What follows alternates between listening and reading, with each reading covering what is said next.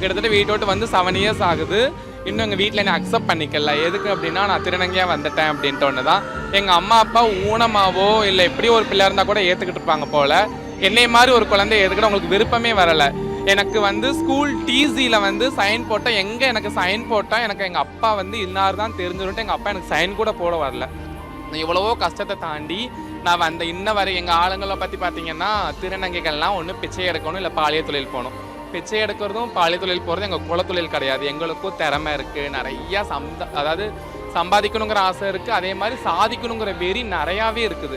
நாங்கள் சாதிக்கணுன்ட்டு ஒவ்வொரு மேடைக்காக காத்துக்கிட்டு இருக்கிறோம். ஆனால் எங்கள் மக்களுக்காகவே கூவாகங்கிற ஒரு மேடை வருது. இப்போ உலகத்தில் எங்கெங்கேயோ ஃபேஷன் ஷோ வைக்கிறாங்க, யார் யாரெல்லாமோ ஏறுறாங்க, உலக அழகி ஏறுறாங்க, நடிகை ஏறுறாங்க, பெரிய பெரிய மாடல்ஸ்லாம் ஏறுறாங்க. ஆனால் முதல்ல 1996 கூவாகத்தில் திருநங்கைகளுக்காக ஒரு அழகி போட்டி வச்சாங்க. அது வந்து பெரிய அளவில் போயிட்டு இன்னும் 45 வருஷமாக அது வந்து ஓடிக்கிட்டே இருக்குது. வெளியே தெரிஞ்சு கொஞ்ச நாள் ஓடி இருக்குது, வெளியே தெரியாமல் பல வருடங்கள் ஓடி இருக்குது. இப்போ கூவாகங்கிறது ஒரு பெரிய பிராண்டாகவே மாறிட்டு இதுக்காக நிறைய மக்கள் வராங்க. இன்னும் வந்து முன்னாடி டைம்லலாம் நாங்கள் இங்கே தைரியமாக நடக்கவே முடியாது.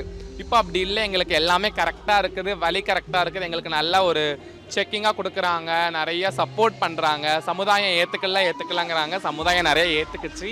அதுக்கான மெயின் ரீசனே இந்த கூவாகம் தான்.